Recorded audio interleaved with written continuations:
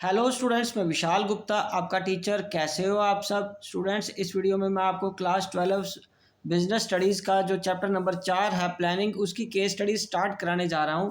तो guys start करते हैं इसका question number 1। Saurabh decided to start a chocolate manufacturing business. He set the target of earning 10% profit on sale in the first year. As a good businessman, he was concerned about the future of the business, which was uncertain. He gathered information that the demand for the chocolates is increasing day by day. He used this information as the base for the future planning and shared it with his team. On the basis of the gathered information, he scheduled a meeting in the following week to find innovative ways to achieve the objectives. List the first two steps, mind it, first two steps which have been followed by the Saurabh that are selected related to the process of number of one of the functions of the management. तो बात ही खत्म हो गई। इसने हमें साफ बता दिया कि हमें पहले तो ये प्लानिंग से रिलेटेड है, दूसरे उसके फर्स्ट 2 स्टेप्स के बारे में जानकारी देनी है, उसके बारे में बताना है और उसको एक्सप्लेन करना है। तो आंसर में हमारे पास जो पहले हमारा जो आ जाएगा, ये लिखेंगे the first 2 steps in the process of planning क्या है। नंबर 1 सेटिंग ऑब्जेक्टिव्स, नंबर 2 क्या है डेवलपिंग प्रीमाइजेस।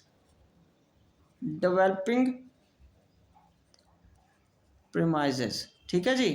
तो ये हमारे पास ये आ जाएंगे पहले दो, पहला सेटिंग अप ऑब्जेक्टिव, दूसरा डेवलपिंग प्रीमाइजेस। ठीक है जी। चलिए ये हमारा क्वेश्चन का आंसर आ गया। बस इसी को आपको एक्सप्लेन करना है। इट डिपेंड्स कि कितने मार्क्स का क्वेश्चन है, उसके हिसाब से थोड़ा सा एक्सप्लेन कर देना। ओके जी। तो चलिए अब हम आगे बढ़ते हैं क्वेश्चन नंबर 2 की तरफ। गाइस इसमें मैं क्वेश्चंस में आपको ये सिखा रहा हूँ क्या लॉजिक लगाना है, क्या ट्रिक लगानी है और किस तरीके से इसको अंडरस्टैंड करना है। ठीक है जी।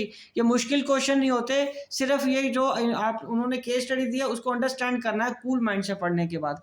Suhasini, a home science graduate from a reputed college, has recently done a cookery course. She wished to start her own venture with a goal to provide health food at reasonable prices. She discussed her idea with her teacher who encouraged her. ठीक है बच्चों, who encouraged her, जो teacher या उसकी mentor है उसके साथ उन्होंने ये आइडिया डिस्कस किया और उसका आइडिया उनको अच्छा लगा। ठीक है बच्चे। अब उसके बाद है after analysing various options for starting her business. अपना आइडिया उनके साथ शेयर करने के बाद उन्होंने इस वेंचर के ऑप्शंस को सर्च करने के बाद they started short listed the option to sell ready made and ready to make vegetable shakes. उन्होंने क्या सोचा, रेडीमेड शेक्स को बेचने की बात पे शॉर्ट लिस्ट किया उनको इस प्रोडक्ट में, और sattu milk shakes. they weighed the pros and cons of both the shortlisted options. So पहले तो आपको ये बताना ए में name the function of management being discussed above and give any one of its characteristics. तो नो प्राइस फॉर गैसिंग, ए का answer क्या आना चाहिए। और दूसरा पार्ट है also briefly discussed 3 limitations of the functions. तो पहले आंसर में जब ए का आंसर है तो नेम द फंक्शन प्लानिंग, हमारा फंक्शन कौन सा लग रहा है, प्लानिंग फंक्शन। ठीक है। और उसका उसने आपको क्या बताने को बोला, 1 करेक्टरिस्टिक्स। तो यहाँ पे लिखेंगे करेक्टरिस्टिक्स ऑफ प्लानिंग। हमें एक ही एक्सप्लेन करने को बोला तो हम भी एक ही देंगे, क्योंकि जितना हमें क्वेश्चन गिवन होगा उतना ही हमें आंसर देना होता है। प्लानिंग इन्वॉल्व्स डिसीजन मेकिंग,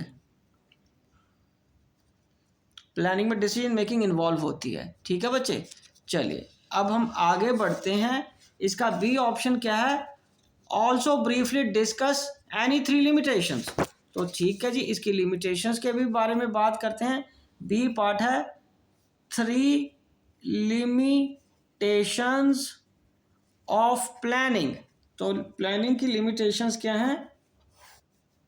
पहला है इट, मतलब प्लानिंग में not work in a dynamic organisation.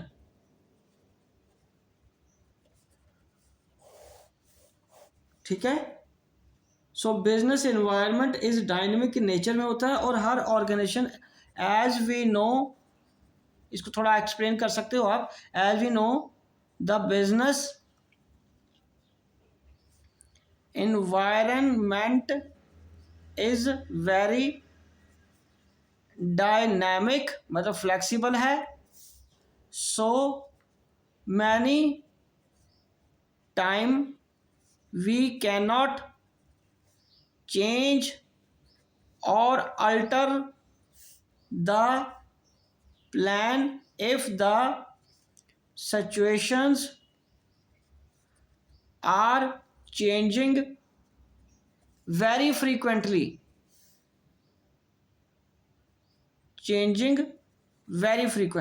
ठीक है जी। जब बहुत जल्दी सिचुएशंस चेंज हो रही हैं तब मुश्किल हो जाता है प्लान को बार बार चेंज करना।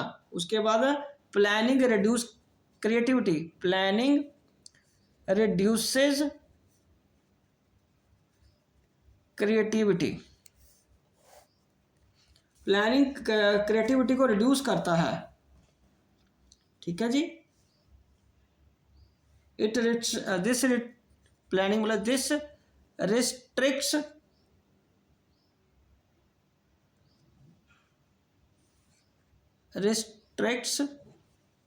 the creativity of the middle level managers as they are neither allowed to deviate from plans nor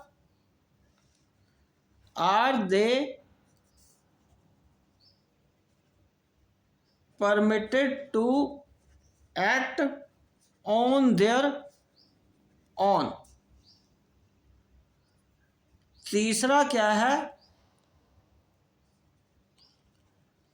planning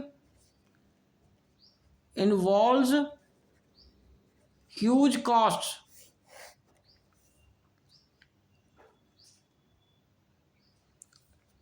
in terms of time and money, involves in making of plans। So when one plan is made, we have less options to change it। बार बार फिर plan बदला नहीं जा सकता। ठीक है जी, तो guys ये बहुत सिंपल आंसर थे इसके, आप एक बार इसको अच्छी तरह अंडरस्टैंड करिए। ठीक है जी, तो इसी के साथ ये क्वेश्चंस कंप्लीट होते हैं और मैं ये वीडियो यहीं कंक्लूड करता हूँ। आई होप कि आपको अच्छे से ये समझ आ रहा होगा। आप इसी तरह मेरे चैनल को सब्सक्राइब करके वीडियोस देखते रहिए और अपना कोर्स कंप्लीट करते रहिए। Wishing you good luck.